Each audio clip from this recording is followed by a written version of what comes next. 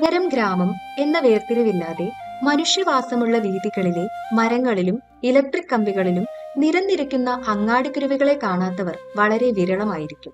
പലചരക്ക് കടകളുള്ള ഏതൊരങ്ങാടിയിൽ ചെന്നാലും നമ്മെ വരവേൽക്കുവാനായി ധാന്യങ്ങൾ ഏറെ ഇഷ്ടപ്പെടുന്ന ഈ ഇത്തിരിക്കുഞ്ഞന്മാരിൽ ചിലരെങ്കിലും ഉണ്ടാവാതിരിക്കില്ല. ഇളം തവിട്ട് തൂവൽക്കുപ്പായമണിഞ്ഞ പെൺകുരുവികളിൽ നിന്നും വ്യത്യസ്തമായി പുറംകഴുത്തിൽ തുരുമ്പിച്ച നിറവും കഴുത്തിനു താഴെ മനോഹരമായ കറുത്ത തൂവലുകളും അണിഞ്ഞ അതിസുന്ദരന്മാരാണ് ആൺകുരുവികൾ. ഇന്ന് മാർച്ച് 20 ലോക അങ്ങാടിക്കുരുവി ദിനം. മനുഷ്യജീവിതവുമായി ഏറെ അടുത്തു നിൽക്കുന്ന അങ്ങാടിക്കുരുവികളുടെ ഒരു വിശേഷാന്വേഷണം നമുക്ക് നടത്തിയാലോ? നമുക്കേവർക്കും സുപരിചിതമായ തിരുവനന്തപുരം ബസ് സ്റ്റാൻഡിലും റെയിൽവേ സ്റ്റേഷനിലും പാളയം മാർക്കറ്റിലും ചാല മാർക്കറ്റിലും ഭീമാപ്പള്ളിയിലും ഈസ്ഫോർട്ടിലുമെല്ലാം കൂട്ടമായി തുടർച്ചയായി അങ്ങാടിക്കുരുവികളെ കണ്ടതിനാൽ 2016 മുതൽ അവരുടെ എണ്ണമെടുക്കുവാനായി WWF ഇന്ത്യ അങ്ങാടിക്കുരുവി സർവേ നടത്തി തുടങ്ങി. എന്നാൽ പിന്നീടുള്ള വർഷങ്ങളിൽ നടത്തിയ സർവേകളിൽ ബസ് സ്റ്റാൻഡിൽ നിന്നും റെയിൽവേ സ്റ്റേഷനിൽ നിന്നും ഈസ്ഫോർട്ടിൽ നിന്നും അങ്ങാടിക്കുരുവികളെ കാണുവാൻ കഴിഞ്ഞിരുന്നില്ല. പ്രാവുകളുടെ സംഖ്യയിൽ ഉള്ള വർധനവ് കാരണമായിരിക്കാം കുരുവികൾ അവിടെ നിന്നും കൂട്ടത്തോടെ പലായനം ചെയ്തതെന്ന് അനുമാനിക്കുന്നു. പക്ഷേ ഈ ഇത്തിരിക്കുഞ്ഞന്മാർ എവിടേക്കായിരിക്കും പോയത്? അധികം ദൂരേക്കൊന്നുമല്ല കേട്ടോ. പൂവാർ, ഭീമാപ്പള്ളി, ശംഖുമുഖം, വലിയതുറ എന്നീ തീരദേശ പ്രദേശങ്ങളിലേക്കാണ് ഇവർ പലായനം ചെയ്തതെന്ന് അനുമാനിക്കുന്നു. ഇതുപോലെ അങ്ങാടിക്കുരുവികൾക്ക് താമസ സൗകര്യം ഒരുക്കിയ സ്ഥലങ്ങളിൽ ഉൾപ്പെടുന്ന മറ്റൊരു കൊച്ചു തെരുവാണ് തിരുവനന്തപുരത്ത് തന്നെ വള്ളക്കടവിനടുത്തുള്ള സുലൈമാൻ സ്ട്രീറ്റ്. തിരുവനന്തപുരത്ത് 2015 മുതൽ 2017 വരെയുള്ള വർഷങ്ങളിലാണ് നമ്മൾ അങ്ങാടിക്കുരുവികളുടെ ഒരു കണക്കെടുപ്പ് നമ്മൾ നടത്തിയിട്ടുണ്ടായിരുന്നത്. അങ്ങനെ വളരെ യാദൃശികമായി കിട്ടിയ ഒരു സ്ഥലമാണ് സുലൈമാൻ സ്ട്രീറ്റ് എന്ന് പറയുന്നത്. അപ്പോൾ നമ്മൾ അന്ന് അവിടെ ചെന്ന് നോക്കുമ്പോഴൊക്കെ പലപ്പോഴും നമ്മുടെ വീടുകളിലൊക്കെ ആണെങ്കിലും അവിടുത്തെ വീടുകളിലും അവിടുത്തെ മരങ്ങളിലും വീടുകളിലോട് ചേർന്ന് കിടക്കുന്ന മരങ്ങളിലുമൊക്കെ എപ്പോഴും ഈ സ്പാരോസും അല്ലെങ്കിൽ അങ്ങാടിക്കുരുവികളായിട്ടുള്ള പക്ഷികൾ പറന്ന് നടക്കുന്നതൊക്കെ നമുക്ക് എപ്പോഴും കാണാൻ പറ്റുമായിരുന്നു. പ്രത്യേകിച്ച് വീടുകളിലെ വെന്റിലേഷൻ വളരെ സജീവമായിട്ട് നമുക്ക് ഈ പക്ഷികളെ കാണാൻ പറ്റുമായിരുന്നു. അപ്പോൾ നമ്മൾ ഏറ്റവും കൂടുതൽ നമ്മൾ കണ്ടിട്ടുള്ള അർബൻ സ്പേസിൽ നിന്നൊക്കെ മാറിയിട്ട് കുറച്ചുകൂടെ ഒരു കോസ്റ്റൽ ഏരിയയിലോട്ട് ഇവർ വലിയ രീതിയിൽ മാറുന്നുണ്ടായിട്ട് നമുക്ക് തിരിച്ചറിയാൻ സാധിച്ചിട്ടുണ്ട് പിന്നീടുള്ള കാലഘട്ടത്തിൽ. അതൊക്കെ ഈ ഒരു സുലൈമാൻ സ്ട്രീറ്റിൽ പിന്നീട് നടന്നിട്ടുള്ള കൗണ്ടുകളുടെയൊക്കെ ഭാഗമായിട്ട് നമുക്ക് മനസ്സിലാക്കാൻ കഴിഞ്ഞ ഒരു വസ്തുതയാണ്. ഈ തെരുവോരത്തെ മരങ്ങളിലും ഇലക്ട്രിക് കമ്പികളിലും അതിരാവിലെയും വൈകുന്നേരങ്ങളിലും ഒന്ന് കണ്ണോടിച്ചാൽ കുറേയധികം അങ്ങാടിക്കുരുവികളെ നമുക്ക് കാണാം. ഒരു വർഷം മുൻപ് വരെ ഈ തെരുവോരത്തെ വീടുകളിലും അങ്ങാടിക്കുരുവികളുടെ കൂടുകൾ കാണാമായിരുന്നു. എന്നാൽ ഇന്ന് അടഞ്ഞുകിടക്കുന്ന വെന്റിലേഷനുകൾ അവരെ വീടുകൾക്കകത്ത് കൂടുകൂട്ടുന്നതിൽ നിന്നും വിലക്കിയിരിക്കുന്നു. പക്ഷേ അങ്ങാടിക്കുരുവികൾ വരുന്നതും പ്രതീക്ഷിച്ച് എന്നും കാത്തിരിക്കുന്ന ഒരു ഉമ്മ ഈ തെരുവിലുണ്ട്. അങ്ങാടിക്കുരുവികളുടെ സ്വന്തം മൈനുമ്മ. മൈനുമ്മയ്ക്ക് എന്താണ് പറയാനുള്ളതെന്ന് നമുക്ക് കേൾക്കാം. നമ്മളവിടെ അങ്ങാടി കിളിയുണ്ടല്ലോ, എപ്പോഴും നമ്മളെ വീട്ടിൽ വരെയും ഇവിടെ ഇരിക്കുകയും നമ്മളെ ഈ വീട്ടിൻ്റെ യാറ് ഹോളിലൊക്കെ കയറി മുട്ടയുടെയും കുഞ്ഞുങ്ങളെ വിരിക്കുകയൊക്കെ ചെയ്യും. അങ്ങനെ ഇത് എപ്പോഴും അങ്ങനെ ആയി തീർന്നു കഴിഞ്ഞപ്പോൾ ഉണ്ട് ഈ ഫാനിൽ ഒന്ന് കറങ്ങി അത് വീഴും. 2-3 വന്ന് അടികൾ വെച്ച് പിണഞ്ഞ് വന്ന് വീഴുമ്പോൾ ചത്തുപോകും. അതുകൊണ്ട് ഞങ്ങൾ യാറുകളൊക്കെ അടച്ചിട്ട് വെളിയിൽ അതിൻ്റെ കലം വെച്ച് അതിലാണ് അത് വന്ന് കൂട് വെച്ച് മുട്ടകളൊക്കെ എരിഞ്ഞ് കുട്ടികളെ എടുത്തും കൊണ്ടൊക്കെ പോകും. അങ്ങനെ ഇരിക്കുക. പിന്നെ ഒരു ദിവസം ഒരു കിളി വന്ന് വീഴുന്ന് അതിന് അസുഖം പോലെ അത് പറക്കൂലായിരുന്നു. ഞാൻ അതിനെ എടുത്ത് അതിനെ തട്ടി ഉണർത്തി എണ്ണയൊക്കെ പുരട്ടി വെള്ളമൊക്കെ കൊടുത്ത് അത് പറക്കൂല, നടക്കേ ഉള്ളായിരുന്നു. അതിനെ ഇവിടെ 5 ദിവസം വരെ ഞങ്ങളങ്ങനെ അതിനെ നോക്കി വളർത്തി അത് പിന്നീട് അത് ജീവൻ ഇട്ട് വന്ന് അത് പറന്നു പോവുകയും ചെയ്തു.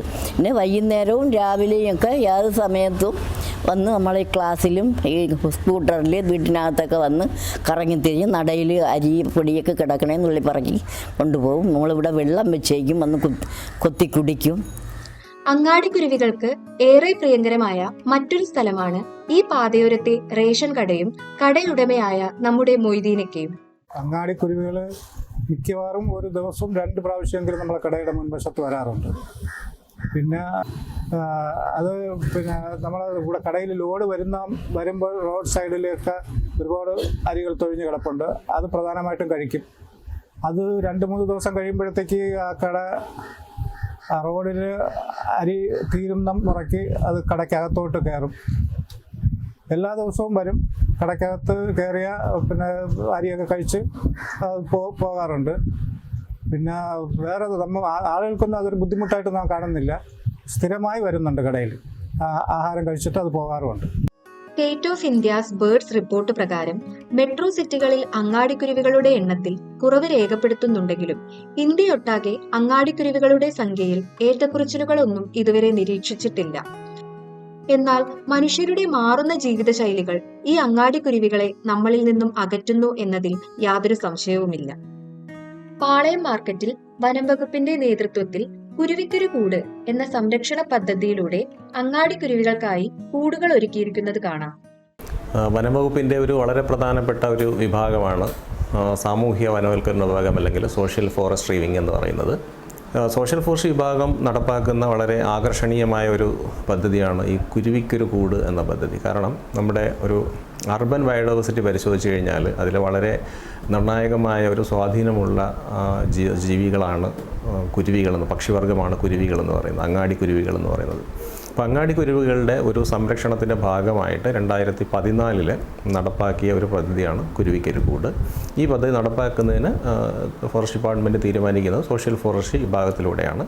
സോഷ്യൽ ഫോറസ്ട്രി വിഭാഗം അസിസ്റ്റൻറ്റ് കൺസർവേറ്റർമാരെ അതിൻ്റെ മോണിറ്ററിംഗ് ചുമതല ഏൽപ്പിക്കുകയുണ്ടായി. ഒരു മിഷൻ 676 എന്ന ഒരു പദ്ധതിയുടെ ഭാഗമായിട്ടാണ് ഈ പറയുന്ന കുരുവിക്കൊരു കൂട് എന്ന് പറയുന്ന ആശയവും മുന്നോട്ട് വരുന്നത്. അപ്പോൾ ഈ പദ്ധതിയുടെ ഭാഗമായിട്ട് കേരളത്തിലെ അങ്ങോളം ഇങ്ങോളം നമ്മൾ ധാരാളമായിട്ട് കുരുവികൾക്ക് അവർക്ക് സുഖമായിട്ട്, അല്ലെങ്കിൽ അവർക്ക് പുറത്തുള്ള മഴ, ചൂട്, അതിൽ നിന്നും സുരക്ഷിതത്വം ഒരുക്കുന്നതിൻ്റെ ഭാഗമായിട്ടുള്ള കൂടുകൾ ഉണ്ടാക്കി അവർക്ക് എത്തിച്ചേരാൻ പറ്റുന്ന സ്ഥലങ്ങളിൽ സ്ഥാപിക്കുകയുണ്ടായി. 2025 മാർച്ച് 20 എന്ന് പറയുന്നത്, എല്ലാ വർഷവും അങ്ങനെ തന്നെയാണ്, മാർച്ച് 20 എന്ന് പറയുന്നത് കുരുവി ദിനമായിട്ട് നമ്മൾ ആചരിച്ചു വരുന്നുണ്ട്. അപ്പോൾ അതിൻ്റെ ഭാഗമായിട്ട് ഈ വർഷവും നമ്മൾ തിരുവനന്തപുരം ജില്ലയിൽ മാത്രം നമ്മൾ ഏകദേശം 40ഓളം പുതിയ കൂടുകൾ നമ്മൾ ചെയ്യുന്നുണ്ട്. ഉദാഹരണത്തിന് നമ്മുടെ ചാല മാർക്കറ്റ്, അതുപോലെ തന്നെ ആറ്റിങ്ങൽ, അമരവിള ഭാഗങ്ങളിലെല്ലാം നമ്മൾ പുതിയതായിട്ട് നമ്മൾ കൂടുകളെ വെച്ച് കുരുവികളെ സംരക്ഷിക്കുന്ന നടപടികൾ നമ്മൾ സ്വീകരിച്ചു വരുന്നുണ്ട്. ഇത് വെക്കുക മാത്രമല്ല, അതിൻ്റെ മോണിറ്ററിങ്ങും കൂടി നമ്മൾ ചെയ്യുന്നുണ്ട്. കാരണം ഈ കുരുവികൾക്കായിട്ട് നമ്മൾ സ്ഥാപിക്കുന്ന ഈ കൂടുകൾക്കകത്തേക്ക് കുരുവികൾ വരുന്നുണ്ടോ എന്ന് നമ്മൾ ഉറപ്പ് വരുന്നുണ്ടോ, അല്ലെങ്കിൽ അവയുടെ സ്ഥാനം യഥാസമയങ്ങളിൽ മാറ്റിയിട്ട് കുരുവികളെ അവർക്ക് എത്തിപ്പെടാൻ പറ്റുന്ന രീതിയിലേക്ക് ഈ പൊസിഷൻസ് നമ്മൾ സ്ഥിരമായിട്ട് നമ്മൾ ചേഞ്ച് ചെയ്ത് വെക്കാറുണ്ട്. കാരണം ഇപ്പോൾ നമ്മൾ സ്ഥാപിച്ചിട്ടുള്ള പാളയം മാർക്കറ്റൊക്കെ നോക്കിക്കഴിഞ്ഞാൽ ചില സ്ഥലങ്ങളിലെല്ലാം കുരുവികൾ വരുന്നില്ല എന്ന് കാണാൻ പറ്റും. അപ്പോൾ അത്തരം സ്ഥലങ്ങൾ നമ്മൾ ഒഴിവാക്കിയിട്ട് മറ്റ് സ്ഥലങ്ങളിലേക്ക് നമ്മൾ കൂടുകൾ മാറ്റി സ്ഥാപിച്ചും വരുന്നുണ്ട്. കൂടാതെ കുരുവി സംരക്ഷണത്തിനുള്ള ബോധവൽക്കരണ പ്രവർത്തനങ്ങളും നമ്മൾ നടത്തി വരുന്നുണ്ട്. ചൂട് കൂടുന്ന ഈയൊരു അവസരത്തിൽ ഈ അങ്ങാടിക്കുരുവികൾക്കായി നമ്മുടെ വീട്ടുവളപ്പുകളിൽ കുറച്ച് വെള്ളം കരുതി വെക്കാം. മൈനുമ്മയെ പോലെ അങ്ങാടിക്കുരുവികൾക്ക് കൂട് കൂട്ടുവാനുള്ള സൗകര്യവും ഒരുക്കി കൊടുക്കാം. ഈ അങ്ങാടിക്കുരുവി ദിനത്തിൽ മനുഷ്യർ വലിച്ചെറിഞ്ഞ ഭക്ഷണാവശിഷ്ടങ്ങളും മറ്റും കൊത്തിപ്പെറുക്കി വിശപ്പടക്കി നമുക്ക് ചുറ്റും പാറി നടക്കുന്ന ഈ കൊച്ചുകുരുവികളെ നിരീക്ഷിച്ചു തുടങ്ങാം. ഇവരെ മാത്രമല്ല, മറ്റു പക്ഷികളെയും മൃഗങ്ങളെയും അങ്ങനെ നമ്മുടെ ചുറ്റുമുള്ള എല്ലാ ജീവജാലങ്ങളെയും നിരീക്ഷിച്ചും സ്നേഹിച്ചും അവരെ സംരക്ഷിക്കുവാനായി നമുക്ക് കൈകോർക്കാം.